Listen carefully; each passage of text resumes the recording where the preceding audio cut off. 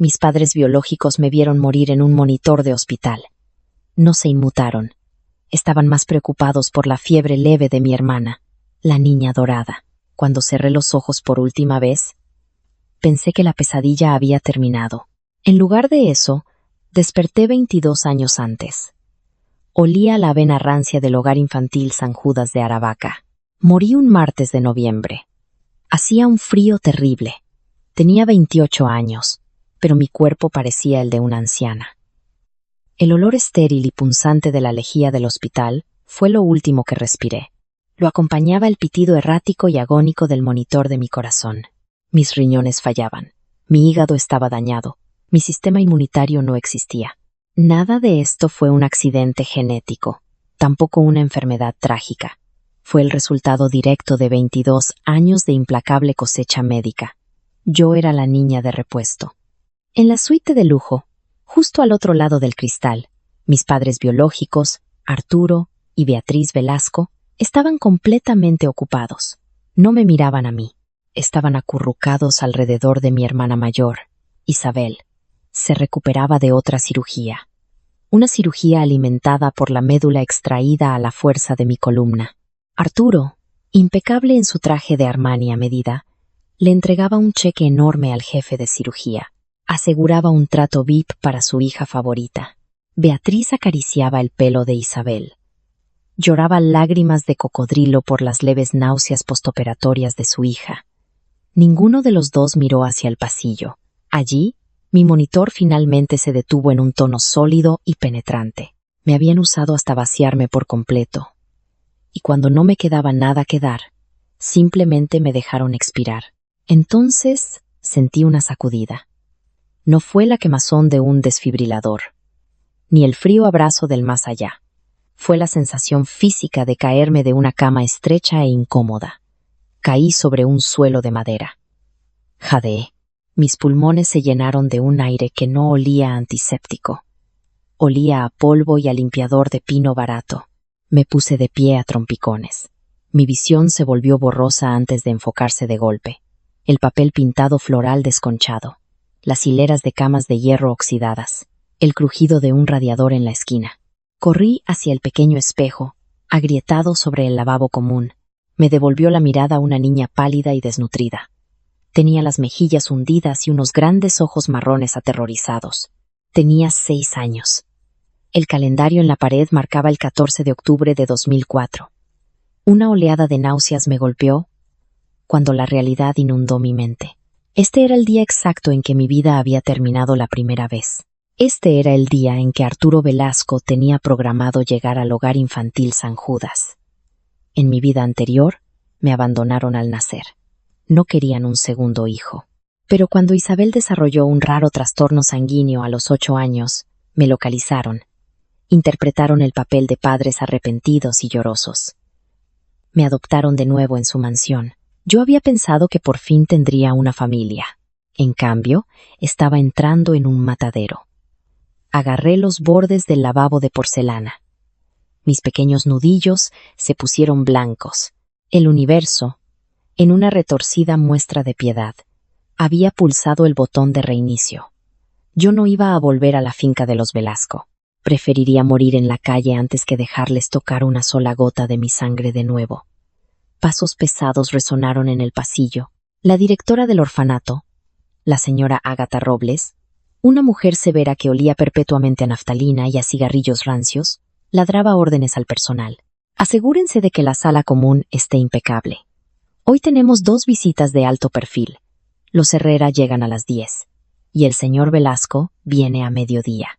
Los Herrera. El nombre activó un recuerdo enterrado.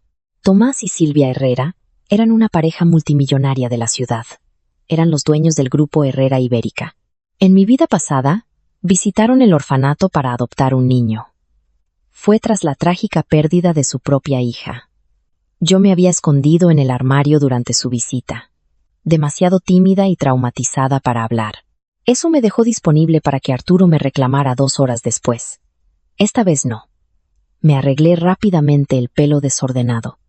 Me alicé el gastado pichi azul. Me pellizqué las mejillas para darles algo de color y bajé decidida por la gran escalera de madera. Cuando llegué al salón, los vi. Silvia Herrera era de una elegancia sobrecogedora, pero una tristeza profunda y pesada habitaba en sus ojos. Tomás estaba a su lado, protector, exudando una autoridad silenciosa. Ágata Robles intentaba empujar hacia ellos a un niño rubio y bullicioso de 5 años. Pero los ojos de Silvia estaban distantes. No esperé permiso. Pasé directamente junto a la señora Robles. Mis pequeños pasos resonaron en el parqué.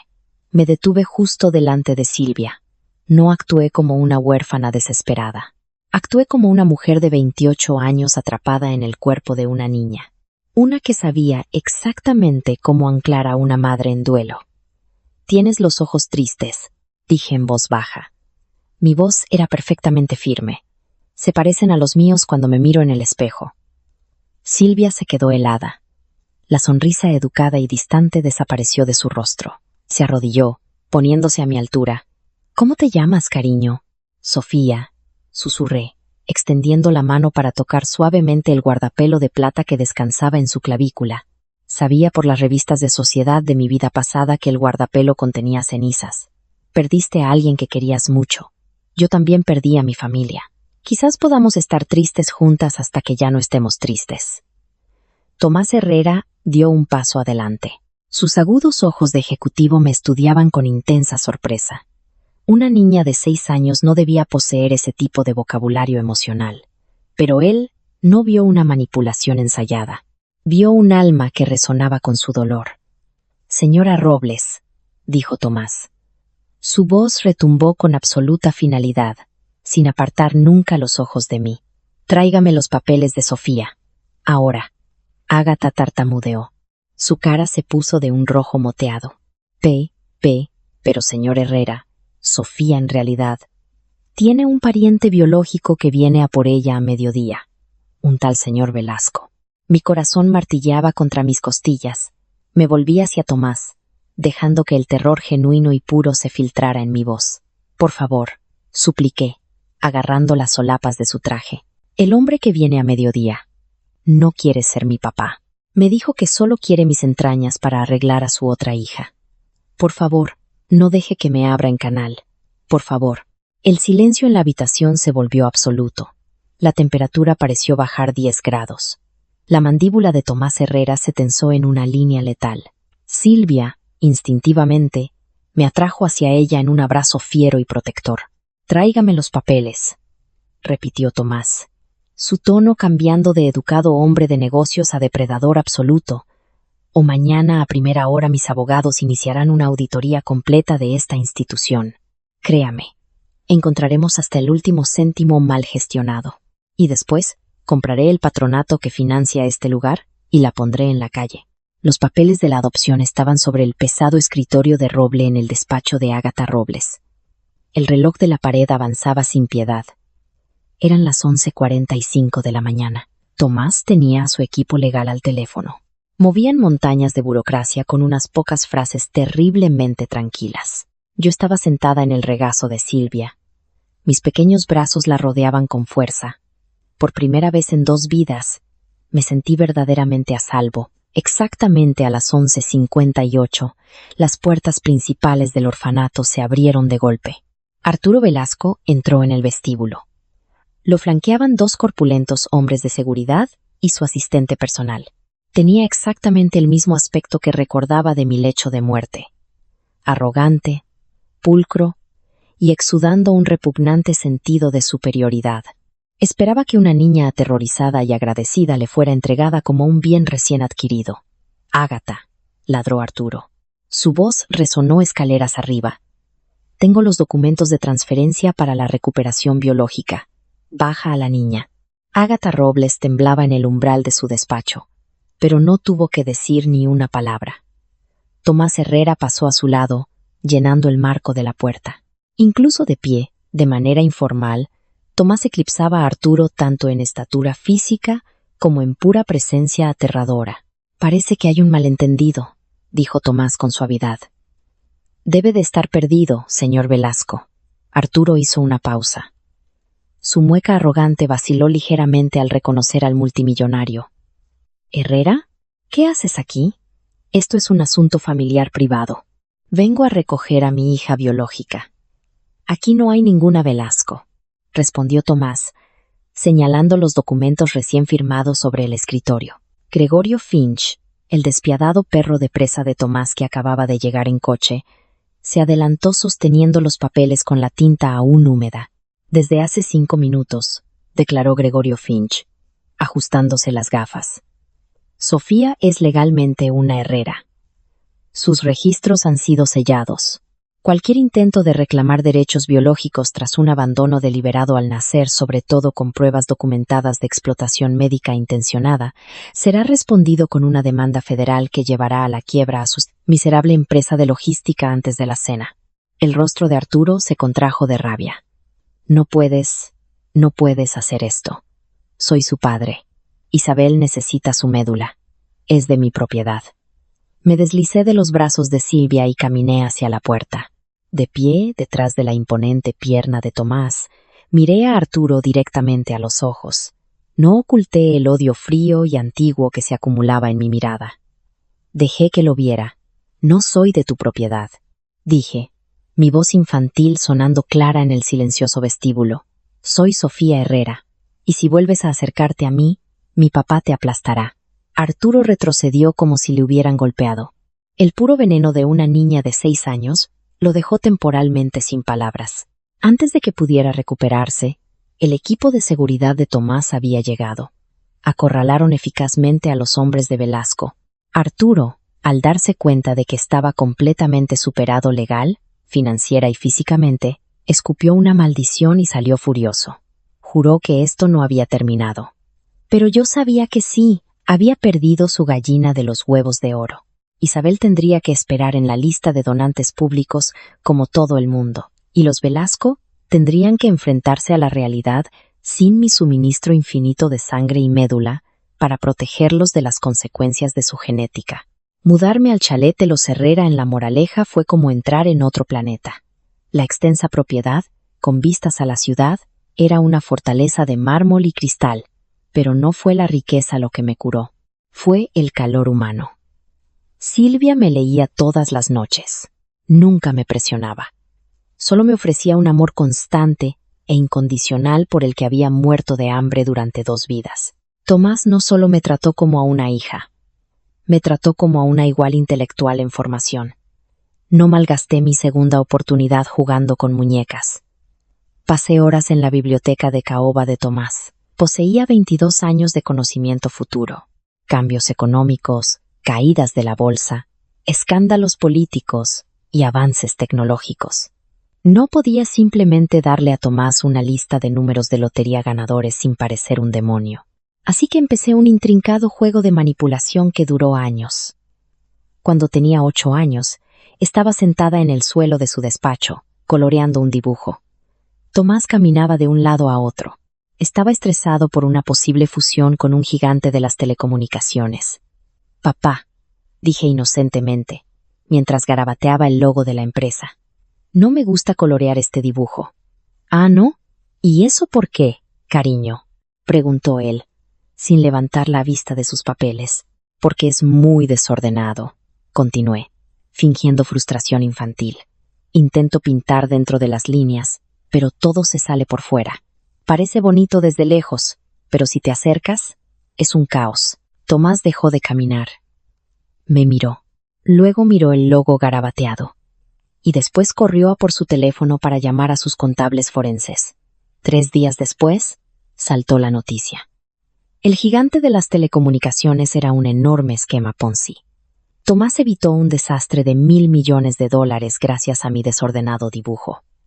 Después de eso, empezó a dejar informes en su escritorio a propósito. Me dejaba colorear cerca de ellos y ofrecer mis terriblemente precisas observaciones infantiles. Para cuando cumplí 15 años, el grupo Herrera Ibérica había triplicado su patrimonio neto. Nos posicionamos como titanes intocables de la industria. Mientras tanto, Logística Velasco se desangraba. Sin mis constantes sacrificios médicos, Arturo y Beatriz se habían visto obligados a gastar millones en tratamientos experimentales para Isabel. La presión financiera desesperó a Arturo. Empezó a pedir préstamos de alto riesgo. Invirtió masivamente en un enorme proyecto inmobiliario costero. Recuerdo ese proyecto de mi primera vida. Fue un desastre total, construido sobre un terreno inestable que finalmente sería condenado por el Estado en 2013. En mi vida anterior, Arturo había conseguido un rescate vendiendo mis óvulos a una rica pareja infértil de su círculo social. Esta vez no. Sentada en mi suite privada, abrí mi portátil encriptado. Acababa de redactar un informe anónimo y muy detallado. Exponía la inestabilidad geológica del proyecto costero de Velasco. Incluía muestras de suelo y los informes de seguridad falsificados por los que Arturo había pagado para encubrirlo. Envié el informe directamente a la Junta Medioambiental del Estado y a 5 importantes periodistas de investigación. Cerré el portátil y sonreí, escuchando la lluvia golpear contra mi ventana. Los Velasco pensaban que su mayor problema era la salud de Isabel. No tenían ni idea de que su pieza de repuesto desechada era la arquitecta de su inminente y absoluta ruina. Cuando cumplí 18 años, en el otoño de 2016, el Grupo Herrera Ibérica se había expandido hasta convertirse en un leviatán intocable de las finanzas internacionales, y yo estaba siendo preparada como su única heredera. Mis padres adoptivos, Tomás y Silvia, me habían dado todo lo que mis padres biológicos me negaron: una educación de élite, una seguridad inquebrantable y un amor tan profundo que reconstruyó por completo mi alma traumatizada. Pero no había olvidado a los Velasco. Cada noche, los dolores fantasma de mi vida pasada, el dolor en mi columna donde extrajeron la médula, el ardor en mis venas por las transfusiones interminables me recordaban que mi trabajo aún no había terminado. El informe anónimo que filtré sobre el proyecto inmobiliario costero de Arturo Velasco fue la primera ficha de dominó. Cuando la Junta Medioambiental del Estado emitió una orden judicial de emergencia para detener la construcción, el presentador Ignacio Perea dio la noticia en la televisión nacional. Citó muestras de suelo falsificadas y riesgos estructurales catastróficos. Las acciones de logística Velasco se desplomaron un 40% en una sola tarde. Arturo había hipotecado toda su infraestructura de cadena de suministro para financiar el proyecto costero. Con el terreno condenado, sus acreedores empezaron a rodearlo como tiburones, pero Arturo era una cucaracha vestida de seda italiana. No moriría fácilmente. Sabía por mi vida pasada que su narcisismo le permitía justificar cualquier atrocidad moral si eso preservaba su estatus. Con la condición de Isabel deteriorándose, un giro brutal del destino. Considerando que ya no tenía una bolsa de sangre humana encerrada en un orfanato, Arturo se desesperó. Necesitaba capital para financiar sus tratamientos experimentales en Suiza, y lo necesitaba de inmediato. Esa desesperación lo llevó al baile benéfico de invierno de los Montesinos, una gala de sociedad muy exclusiva organizada por la formidable heredera bancaria Victoria Montesinos. Iba a ser mi debut oficial en la alta sociedad. La gran presentación de la heredera de los Herrera. Llevaba un vestido verde esmeralda, hecho a medida que captaba la luz como cristal roto. Mi pelo estaba recogido en un moño elegante y definido. Silvia me ajustó el collar de diamantes en el vestíbulo del gran salón de baile. Sus ojos brillaban con un inmenso orgullo. Tomás estaba a nuestro lado. Un guardián silencioso e imponente que había pasado los últimos 12 años enseñándome a conquistar el mundo. El salón de baile de la finca de los Montesinos era una sobrecarga sensorial. Candelabros de cristal, cascadas de orquídeas blancas y el embriagador zumbido del dinero antiguo. Los camareros se deslizaban entre la multitud con bandejas de champán de época. Un cuarteto de cuerda tocaba suavemente en el fondo. Me moví por la sala con soltura. Intercambié cumplidos con senadores, magnates de la tecnología y varones de los medios. Ya no era la niña aterrorizada de 6 años que se escondía en el despacho de Ágata Robles. Era un arma forjada en los fuegos de una vida pasada. Aproximadamente 1 hora después, se me erizó el vello de la nuca. El aire pareció enrarecerse. Me giré lentamente, con la copa de champán en la mano, y crucé la mirada con Arturo y Beatriz Velasco. Los años no habían sido amables con ellos. El estrés de la inminente quiebra había erosionado la pulcra apariencia de Arturo. Su rostro estaba profundamente surcado de arrugas. Su traje, aunque caro, le quedaba algo holgado, como si hubiera perdido mucho peso. Beatriz parecía frágil. Sus ojos se movían nerviosamente por la sala. Buscaba desesperadamente una cara amiga entre el mar de multimillonarios que ya los habían incluido silenciosamente en su lista negra. Entonces Arturo me vio. Observé cómo los engranajes giraban en su cabeza mientras reconocía los rasgos de la hija que había desechado. El parecido con Beatriz era innegable, pero mi postura, mi mirada fría y el diamante de los Herrera alrededor de mi cuello pertenecían a un nivel de poder completamente diferente. Antes de que Tomás pudiera interceptarlo, Arturo cruzaba el suelo de mármol. Beatriz lo seguía ansiosamente. Se detuvo a 1 metro, mostrando una sonrisa empalagosamente dulce y arrepentida que me revolvió el estómago. «Sofía», dijo Arturo. Su voz goteaba una calidez forzada. La elevó lo suficiente para atraer la atención de los invitados cercanos. «Dios mío, mírate. Te has convertido en una joven preciosa. Tu madre y yo te hemos echado increíblemente de menos». No parpadeé. Tomé un sorbo lento y deliberado de mi champán. «Señor Velasco, creo que se equivoca. Mi madre está junto a la orquesta, y usted está invadiendo mi espacio personal». Beatriz se adelantó, con los ojos llenos de lágrimas. Las mismas lágrimas de cocodrilo que había derramado mientras yo moría en mi vida pasada. «Sofía, por favor. Fuimos unos necios. Cometimos un terrible error cuando eras un bebé. Pero Isabel, tu hermana, está muy enferma. Solo queremos que nuestra familia vuelva a estar unida. Solo queremos que vuelvas a casa». Era una clase magistral de manipulación. Intentaban acorralarme en público. Esperaban que me derrumbara o creara un escándalo que pudieran explotar para acercarse a la riqueza de los Herrera. Sonreí, y vi a Arturo estremecerse. Fue una sonrisa aterradora y vacía. «Familia», repetí. Mi voz bajó a un susurro bajo y letal que solo ellos podían oír. «Tú no querías una familia, Arturo. Querías un almacén de piezas de repuesto. Querías médula ósea y células madre. Me abandonaste en un callejón, solo para venir a buscarme cuando la sangre de tu niña dorada se volvió tóxica. Tú no eres un padre. Eres un carnicero con traje a medida». El rostro de Arturo se volvió ceniciento. La fachada del padre amoroso se evaporó. Fue reemplazada por la fea y gruñona desesperación de un hombre arruinado. Dio un paso amenazante hacia adelante. Levantó la mano como si fuera a agarrarme del brazo. Nunca lo consiguió. La enorme mano de Tomás Herrera se cerró sobre el hombro de Arturo. La agarró con fuerza suficiente para que el hombre mayor jadeara de dolor. «Aléjese de mi hija», retumbó Tomás. Su voz resonó como un trueno en el repentinamente silencioso salón de baile. «Antes de que haga que la seguridad lo eche a la nieve, y antes de que decida acelerar el embargo de sus activos restantes», Arturo me lanzó una mirada llena de puro veneno.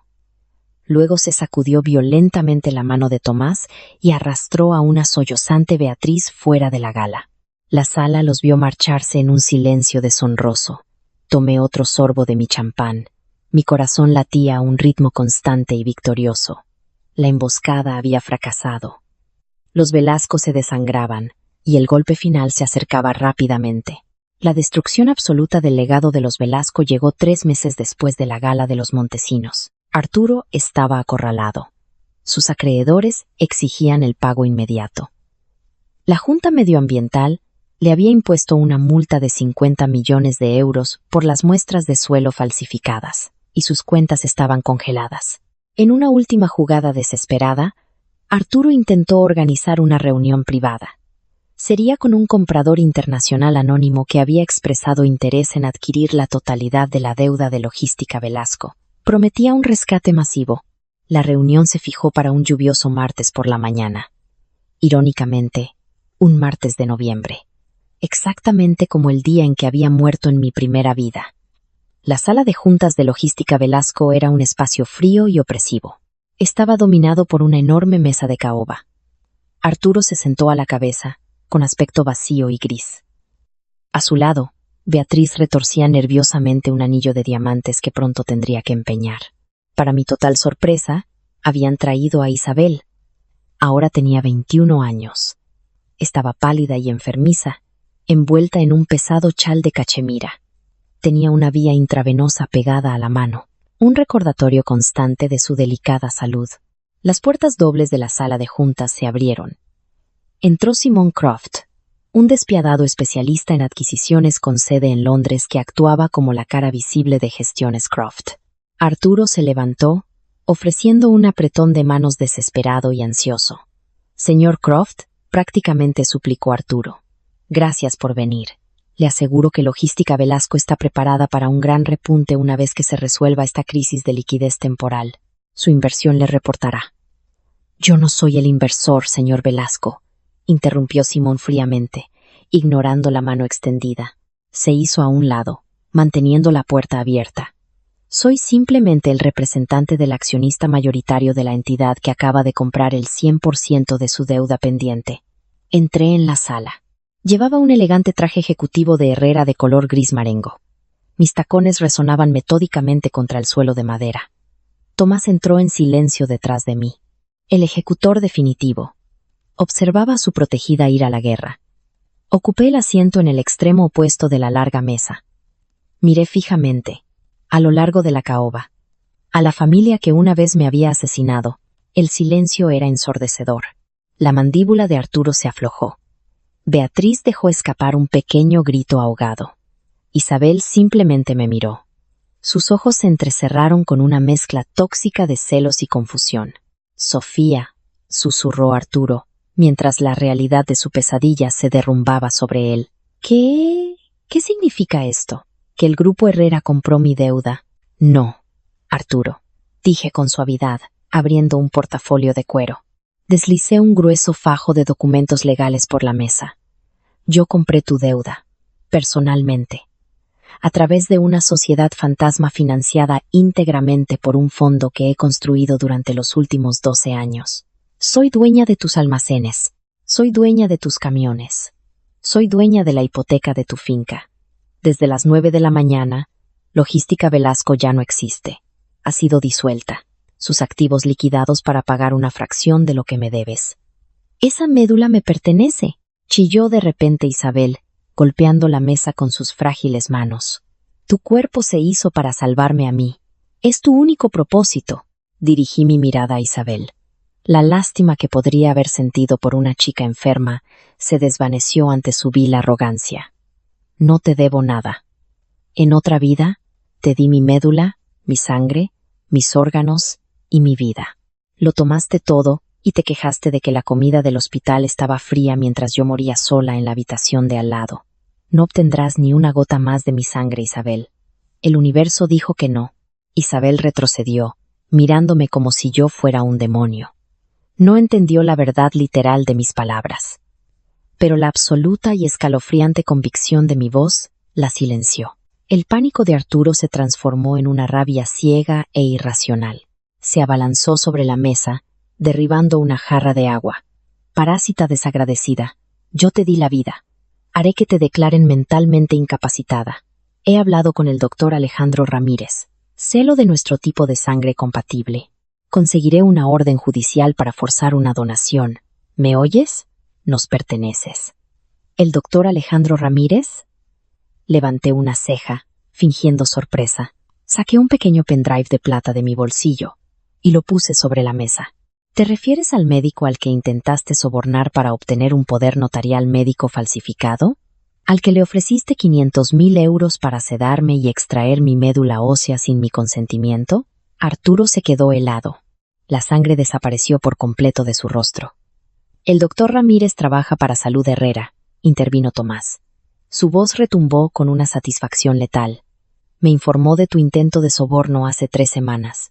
Grabamos cada llamada telefónica, señor Velasco, cada amenaza, cada intento desesperado de extraer ilegalmente los órganos de mi hija.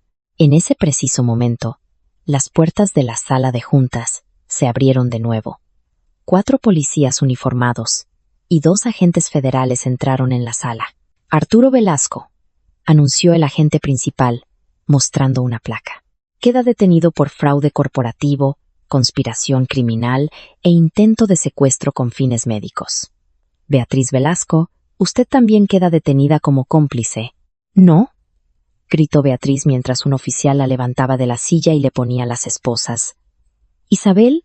¿Quién cuidará de Isabel? Arturo luchó salvajemente mientras dos oficiales lo estrellaban contra la mesa de caoba. Le pusieron las esposas con fuerza. Levantó la vista hacia mí. Sus ojos estaban desorbitados por un terror que nunca había conocido en su privilegiada y patética vida. Tú planeaste esto, siseó, escupiendo sangre sobre la madera pulida. Planeaste todo esto. Me levanté y me abroché la chaqueta del traje. Caminé lentamente hasta donde estaba inmovilizado sobre la mesa. Me incliné hasta que estuve a centímetros de su oído. Firmé mis propios papeles de adopción cuando tenía 6 años. Arturo, susurré, asegurándome de que mis palabras fueran lo último que oyera como hombre libre. Te dije que no era de tu propiedad. Te dije que te aplastaría. Disfruta de la bancarrota. Disfruta de la celda de hormigón. Y cuando cierres los ojos por la noche, recuerda que la hija que desechaste es la que construyó tu jaula. Les di la espalda y salí de la sala de juntas. La enorme mano de Tomás descansaba con orgullo sobre mi hombro. Detrás de mí, los gritos de la familia Velasco se desvanecieron con el ulular de las sirenas de la policía. Salí a la calle lluviosa. Respiré hondo el aire frío y fresco y sonreí. Por fin era verdaderamente libre. El karma no siempre viene envuelto en un lazo. A veces llega en un traje a medida, armado con una OPA multimillonaria y un pendrive lleno de pruebas. La segunda historia. Morí tosiendo sangre en una habitación estéril. Mi marido estaba a 3 pueblos de distancia, sosteniendo la mano de otra mujer. Eso fue un martes. Ahora el denso aroma de los lirios me asfixia. El champán burbujea en mi copa. Y estoy 10 años en el pasado, viéndolo abandonarme de nuevo. La muerte no llega con una luz brillante. Llega con la lenta y agónica comprensión de que malgastaste tu única vida amando a alguien que no soportaba ni verte. Cuando mi corazón se rindió en esa fría cama de hospital, mi último pensamiento fue un deseo amargo y patético. Deseé no haberle suplicado a Daniel que se quedara en la noche de nuestro compromiso. Deseé haber conservado mi dignidad. Entonces, el pitido incesante y plano del monitor cardíaco se disolvió en el tintineo educado de las copas de cristal. Parpadeé. Las duras luces fluorescentes de la UCI habían desaparecido, reemplazadas por el cálido resplandor ámbar del Club de Campo de Madrid. El olor a antiséptico fue abruptamente engullido por el aroma abrumador de pato asado, perfume caro y hielo derritiéndose. Me miré las manos. Hacía solo unos segundos estaban esqueléticas y amoratadas por las vías intravenosas. Ahora estaban suaves, sonrojadas de juventud, y agarraban una copa de champán de época. Llevaba el vestido de seda esmeralda, aquel que me costó 2 meses de mi sueldo. Era el 14 de junio. Hace 10 años, la noche de nuestra fiesta de compromiso, un profundo agotamiento, hasta los huesos, me invadió. No estaba agradecida por estar viva. Simplemente estaba cansada. Ya había vivido este guión miserable, línea por línea. Sabía exactamente lo que estaba a punto de suceder. A mi izquierda estaba Daniel. Tenía 28 años otra vez. Se le veía elegante, impecable y completamente tenso. Su pelo oscuro estaba perfectamente peinado hacia atrás, su mandíbula apretada. No miraba a los 50 invitados que se habían reunido para celebrar nuestra unión. Estaba mirando su teléfono.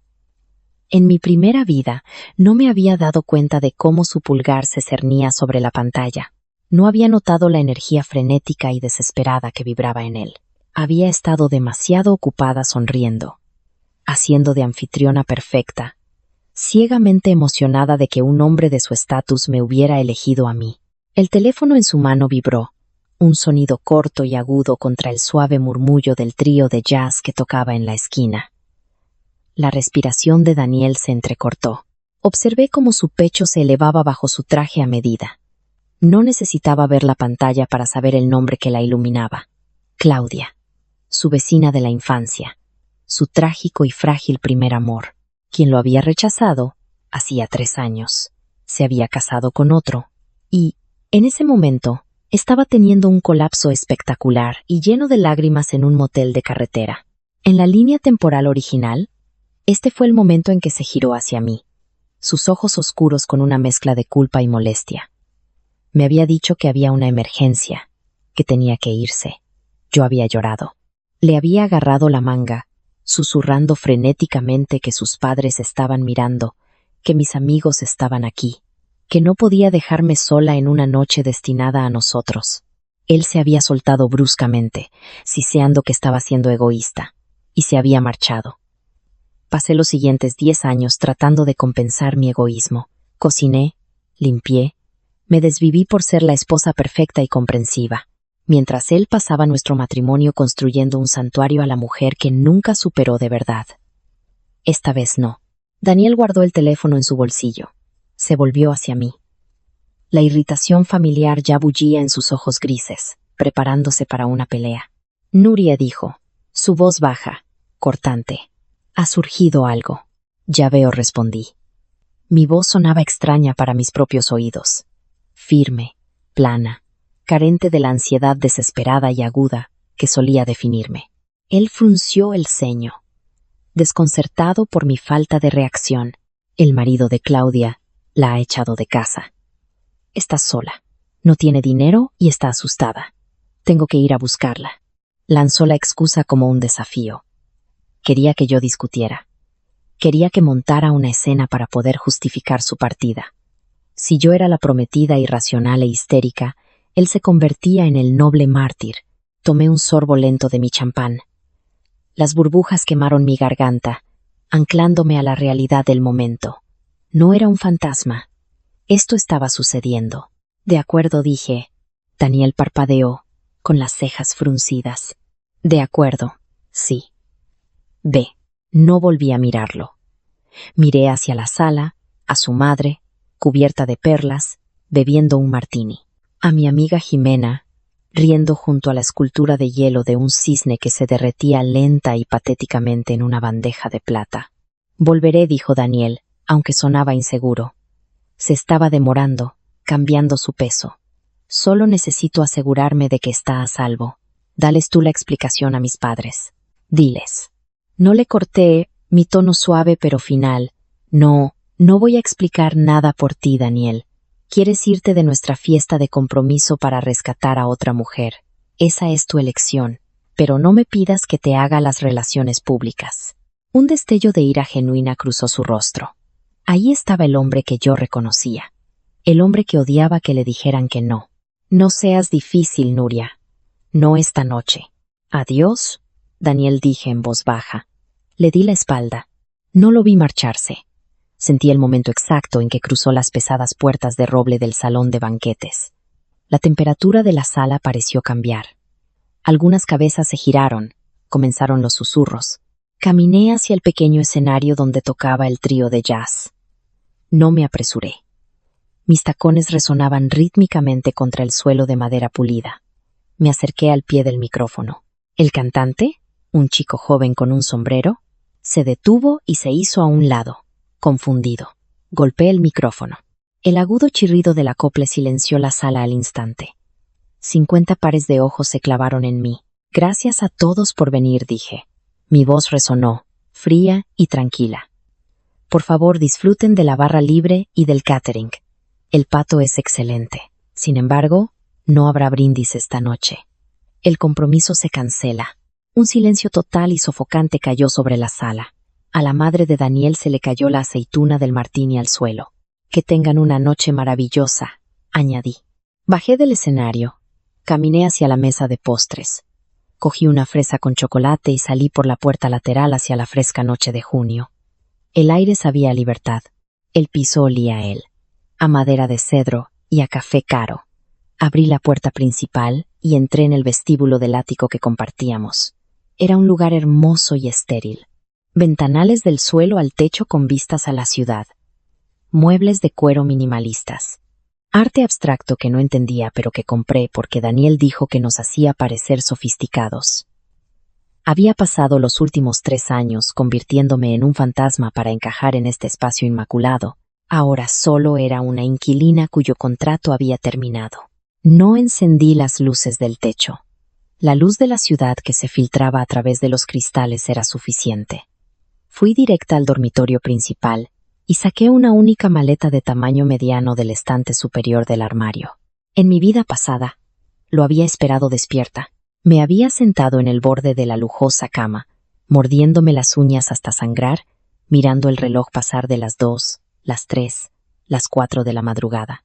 Cuando finalmente llegó a casa al amanecer, oliendo a jabón de motel barato y al perfume de vainilla de Claudia, yo había gritado, le había tirado una lámpara, le había suplicado que me mirara, que me dijera por qué no era suficiente.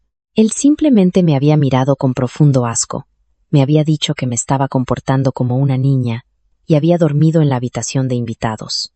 Esta noche, lo único que sentía era la necesidad urgente y mecánica de hacer la maleta. No me llevé mucho. Esa era la trágica broma de mi vida con Daniel. Casi nada en ese piso me pertenecía realmente.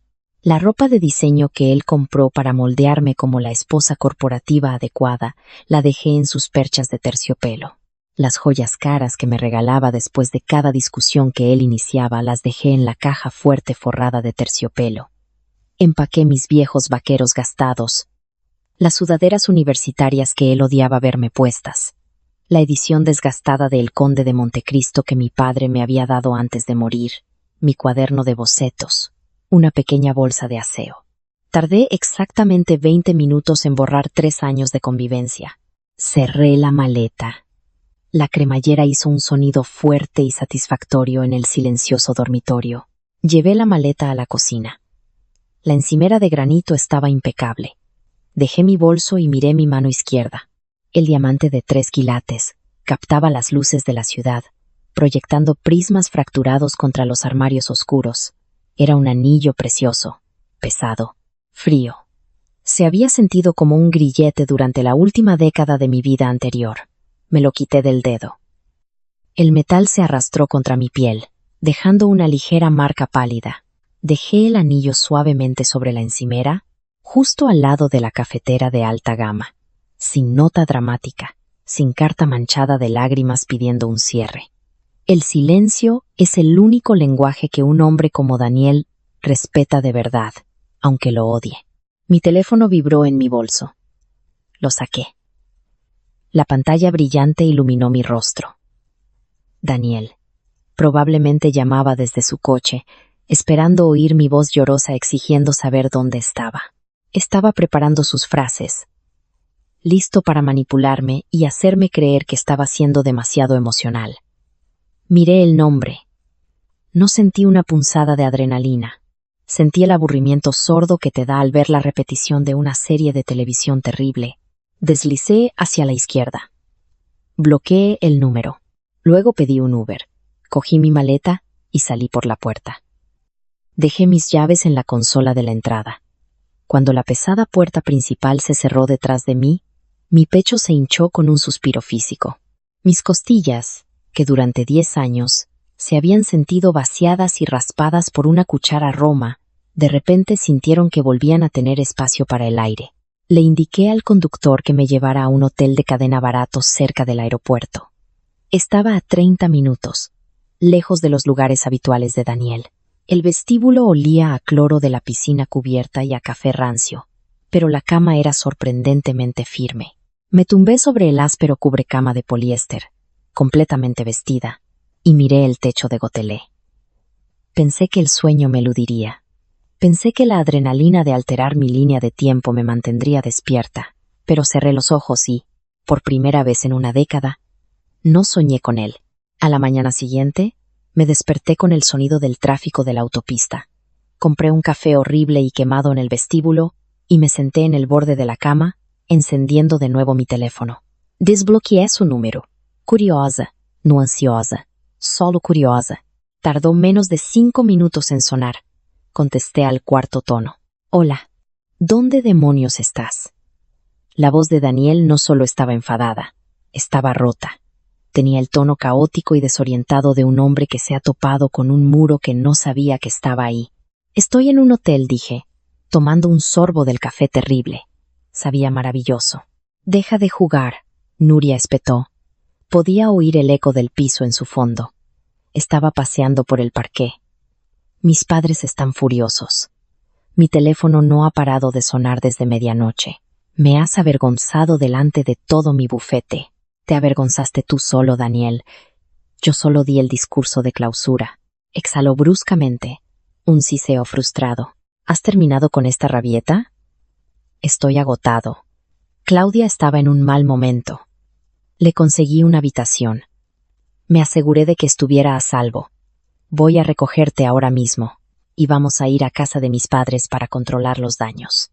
Lo creía de verdad. Realmente creía que mi punto de quiebre era solo una táctica de negociación. No voy a ir a casa de tus padres, Daniel. Nuria, para. Dejé el anillo en la encimera, dije. Mi voz completamente desprovista de emoción. Mis llaves están en la consola. El contrato de alquiler está a tu nombre, así que no tienes que preocuparte por ningún papeleo. Que tu asistente envíe lo que dejé a alguna organización benéfica. Hubo una larga pausa en la línea. El tipo de silencio que se produce cuando un objeto pesado cae, pero aún no ha tocado el suelo. Hiciste la maleta, dijo. Su voz era más baja ahora, despojada de su fanfarronería. Estoy mirando el armario. Realmente hiciste la maleta. Lo hice. Por una noche. Por todo respondí simplemente. Ya no te quiero, Daniel. Que tengas una buena vida. Colgué. No lo bloqueé esta vez. Simplemente puse el teléfono en silencio. Lo lancé sobre el colchón y fui a darme una ducha. El agua caliente corrió por mis hombros, lavando el persistente olor a cedro y champán caro. Tardé 3 días en encontrar un piso que pudiera permitirme sin tocar el fondo de emergencia que había pasado mi vida anterior ignorando. Era un estudio en un 4º piso de un edificio de ladrillo sin ascensor, en un barrio por el que Daniel ni siquiera conduciría con las puertas cerradas. El ascensor estaba perpetuamente estropeado.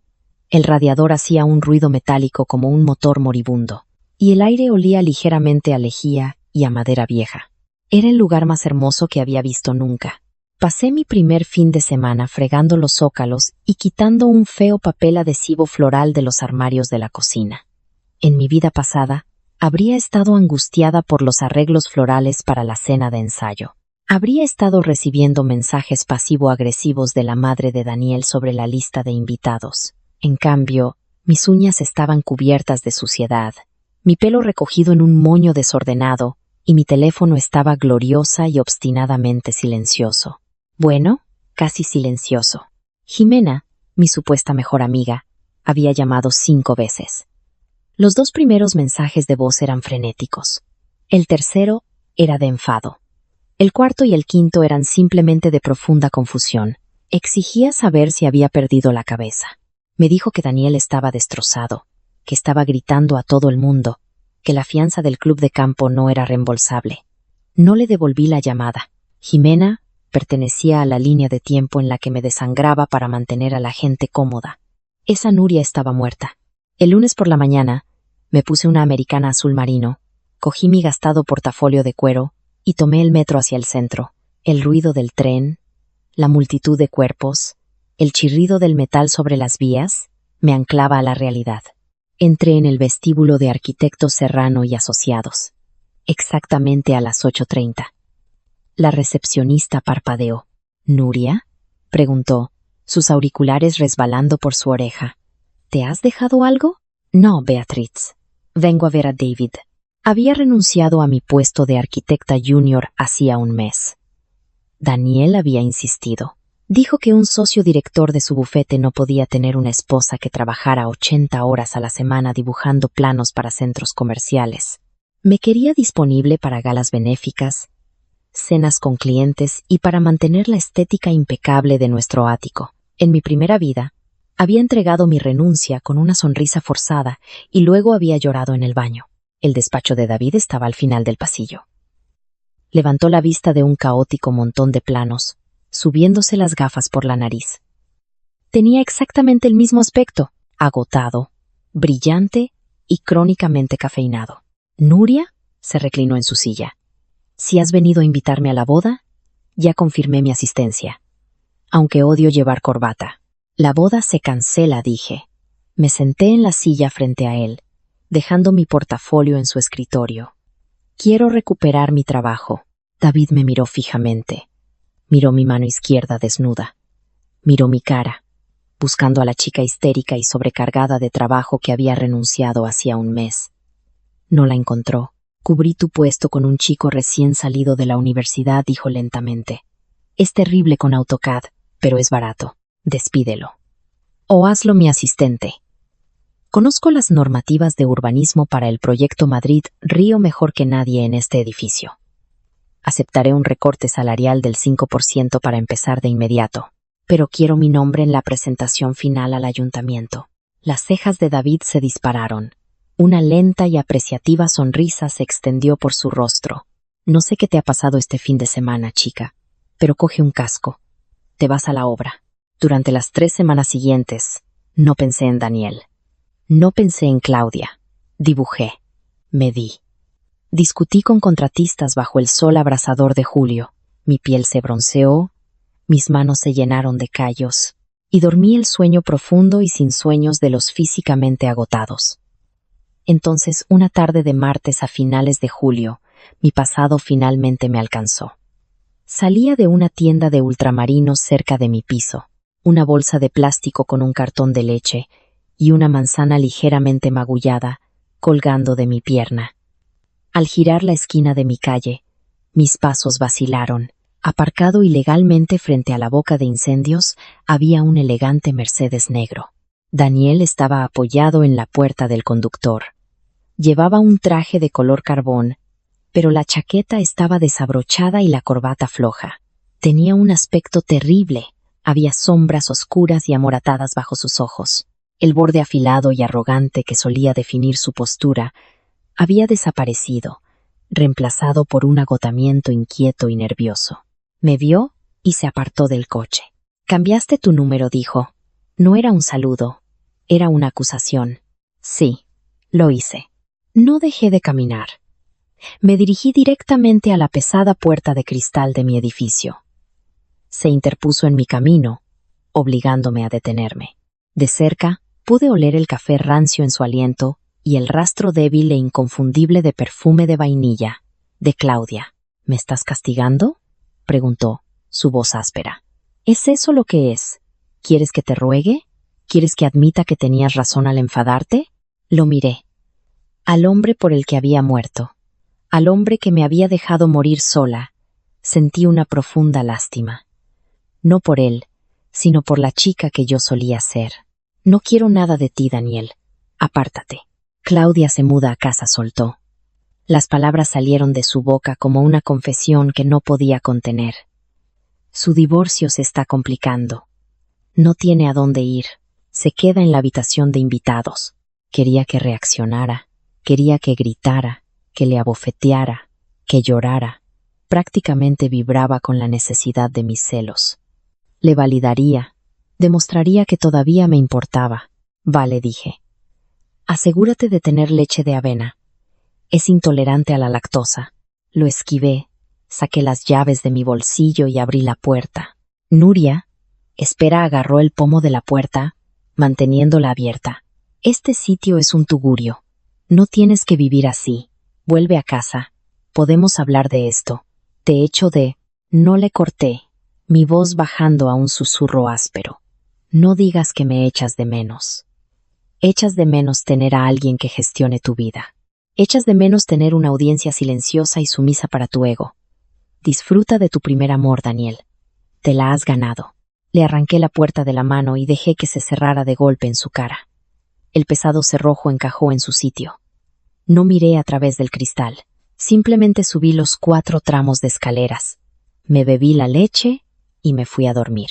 El otoño en la ciudad siempre había sido hermoso, pero nunca lo había notado de verdad. En mi vida pasada, septiembre y octubre eran solo una neblina de cenas corporativas y ansiedad.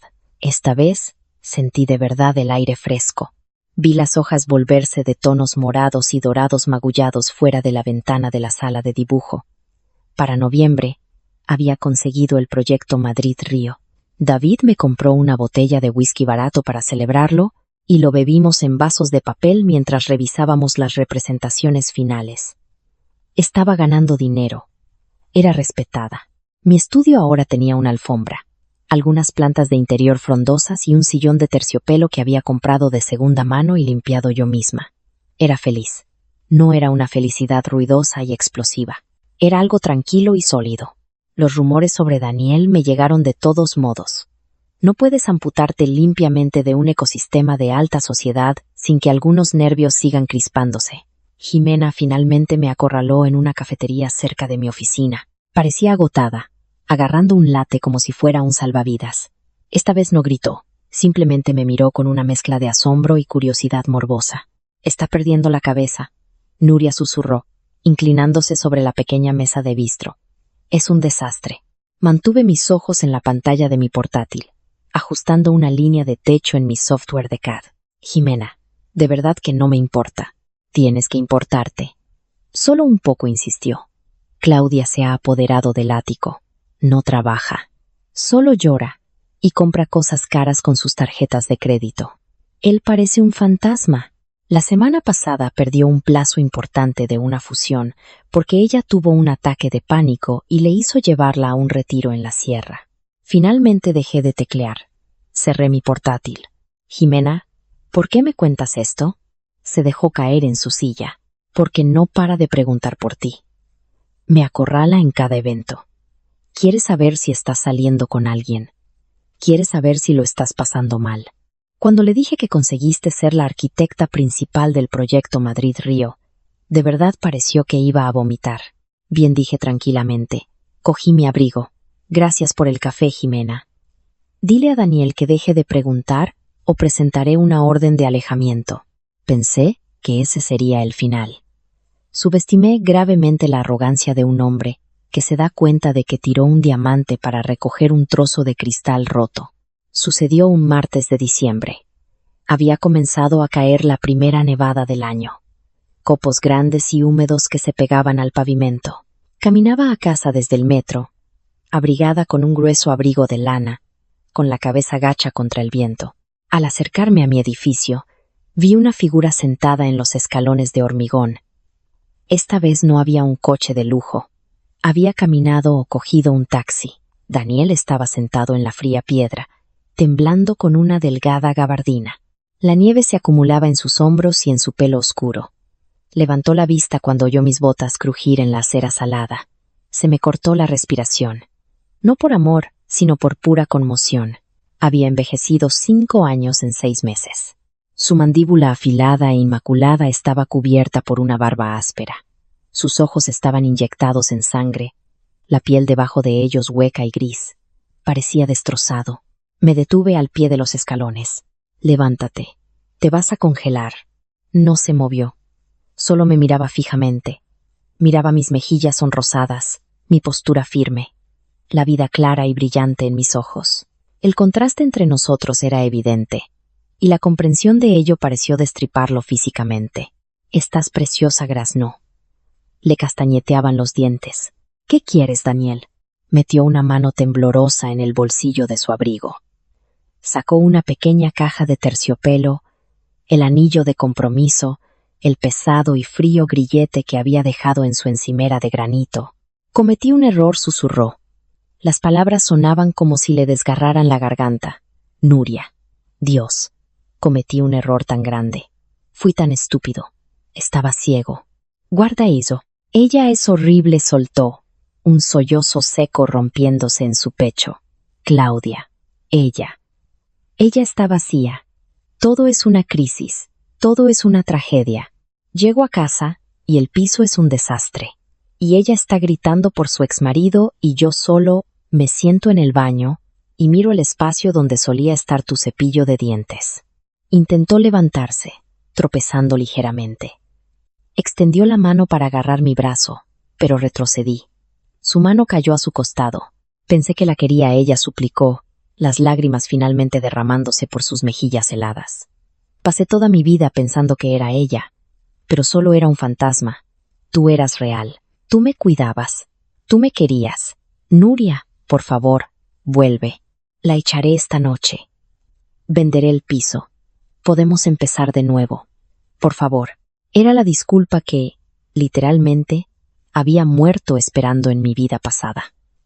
Era el ruego frenético y desesperado que había alucinado en esa cama de hospital.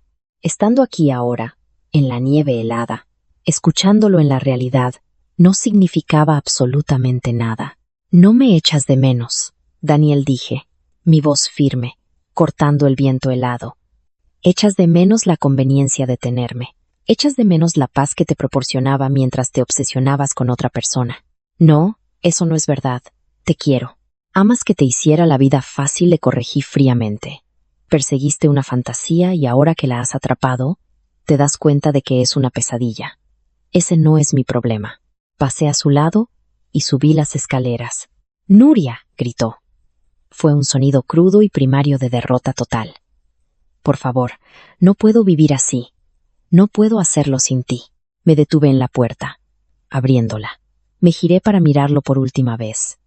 Estaba de rodillas en el aguanieve, agarrando la caja de terciopelo contra su pecho, temblando violentamente. «Tendrás que aprender», dije suavemente. Entré. Cerré la pesada puerta y no miré atrás. 2 años es una medida extraña del tiempo. Cuando estás atrapada en un matrimonio muerto, 730 días son un agónico arrastrarse sobre cristales rotos. Cuentas las horas, los suspiros pesados, las puertas cerradas suavemente. Pero cuando estás construyendo una vida enteramente con tus propias manos, 2 años se desvanecen. Se evaporan en comida para llevar a altas horas de la noche, planos interminables y el olor agudo del hormigón húmedo. El Centro Cultural de Madrid Ríos se inauguró oficialmente un martes a finales de mayo. El cielo sobre la ciudad era de un violeta amoratado y pesado, amenazando con lluvia de verano, conteniéndola justo el tiempo suficiente para la rueda de prensa. Estaba de pie en la plaza que había diseñado a mano. Llevaba un traje carmesí a medida. No llevaba reloj y mi mano izquierda estaba completamente desnuda. La brisa tiraba de mis solapas. Cuando el alcalde me entregó las tijeras de novedad de gran tamaño, el destello de 50 cámaras de la prensa local me cegó momentáneamente. Sentí a David darme una palmada en el hombro. Su aliento olía a chicle de menta y a café solo. «Sonríe», chica murmuró por el rabillo de la boca, entrecerrando los ojos ante los flashes. «Acabas de subir a mi empresa de tramo impositivo», sonreí. Fue una expresión genuina y amplia que llegó hasta las comisuras de mis ojos, arrugando la piel de esa zona. La pesada cinta de seda cedió con un chasquido satisfactorio. La multitud aplaudió, un sonido estruendoso. En ese momento, no pensé en el pasado. No pensé en la cama de hospital estéril, el pitido plano o el olor sofocante de los lirios funerarios. Solo pensé en el acero frío de las tijeras y en el hormigón sólido e inamovible bajo mis caros tacones de cuero. Yo había construido esto. Era real. No se iría en mitad de la noche. Después de que la prensa se dispersara y los del catering comenzaran a guardar las sillas plegables en furgonetas blancas, caminé hasta el borde de la pasarela. La brisa era fuerte. Se sentía bien en mi cara cansada. «Me enteré de lo del antiguo bufete», dijo David, acercándose a mi lado. Se apoyó en la barandilla de metal y encendió un cigarrillo, ahuecando expertamente la mano contra el viento. No necesitó especificar qué bufete. Ambos lo sabíamos. Mantuve la vista en el agua oscura y agitada del río. Sí, el consejo forzó una compra. Los socios directores prácticamente nos rogaron que absorbiéramos sus contratos del centro, pero les dije que se fueran a paseo. Se estaban desangrando. Resulta que su chico estrella no pudo mantener el tipo. No giré la cabeza. Sí. Arruinó 3 proyectos comerciales importantes en 18 meses, continuó David, negando con la cabeza. Incumplió plazos. Se pasó de presupuesto. Seguía apareciendo en las cenas con clientes, oliendo a ginebra y con aspecto de haber dormido en el coche. Lo despidieron la semana pasada. Vi un pequeño barco turístico surcar el río, dejando una estela blanca tras de sí. «Se casó con ella, ¿sabes?», dijo David, con una mueca en la boca. «El amor de la infancia, Claudia. Oí que ella le pidió el divorcio el día que se hizo público su despido. Exigió una pensión que obviamente ya no puede pagar. El tipo está totalmente en bancarrota, profesional y personalmente. Un colapso catastrófico total». David finalmente me miró. Esperaba una reacción una sonrisa de suficiencia, regodeo, un amargo suspiro de alivio. Quería el pequeño drama humano de una mujer reivindicada. Simplemente me ajusté el abrigo contra el viento húmedo. Parece que va a llover, señalé. David se rió, un sonido bajo y ronco. Tiró el cigarrillo por encima de la barandilla al agua. Sí, así es. Te veo mañana en la oficina, jefa. Se alejó, dejándome sola. Permanecí allí mucho tiempo. Esperé la oleada de triunfo. Esperé la sensación enfermiza y dulce de placer por la caída absoluta de Daniel. Nunca llegó. La verdad era mucho más simple. Y mucho más letal para el ego de un hombre. Simplemente no me importaba. Lo contrario del amor no es el odio. El odio requiere energía. El odio requiere que te aferres a la persona, que la mantengas viva en tu mente, que disecciones sus defectos y desees su ruina. Lo contrario del amor es la apatía total y absoluta. Daniel se había convertido, por fin, en un completo desconocido. Caminé de regreso hacia la ciudad, mis tacones marcando un ritmo constante sobre el pavimento nuevo. La lluvia finalmente rompió cuando llegué al cruce de la calle Alcalá con Gran Vía. No era una llovizna suave, fue un aguacero repentino y violento que limpió la suciedad del verano de las aceras. Los peatones se dispersaron, cubriéndose la cabeza con periódicos, refugiándose bajo toldos de lona verde y en cafeterías abarrotadas. No tenía paraguas. No corrí. Simplemente me quedé en el paso de peatones y dejé que el agua fría me golpeara la cara, disfrutando de su aguda realidad física. Al otro lado de la calle, bajo el letrero de neón parpadeante, de una lavandería barata de 24 horas, había un hombre. Sostenía una bolsa de plástico transparente con ropa húmeda. Su gabardina estaba manchada de porquería de la ciudad y deshilachada en los puños. Sus hombros estaban encorvados a la defensiva contra la lluvia, su pelo oscuro pegado a la frente. Se estaba limpiando el agua sucia de los ojos. Era Daniel. Nuestras miradas se cruzaron a través de la espesa cortina de lluvia.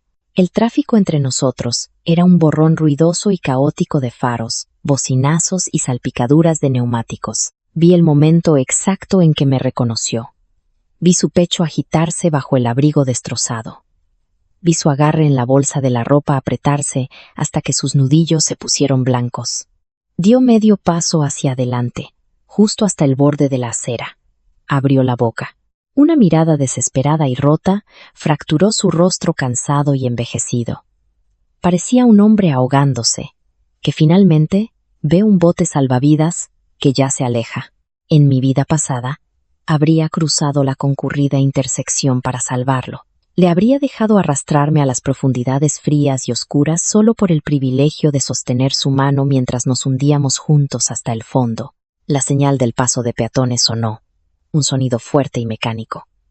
El muñeco que camina se iluminó en un blanco brillante y nítido. No sonreí, no fruncí el ceño. Solo lo miré con el breve y educado reconocimiento que le das a un extraño cuando accidentalmente cruzas la mirada en una calle abarrotada. Luego giré la cabeza, bajé de la acera y caminé en la dirección opuesta. No miré atrás. No lo necesitaba. Estaba demasiado ocupada viviendo.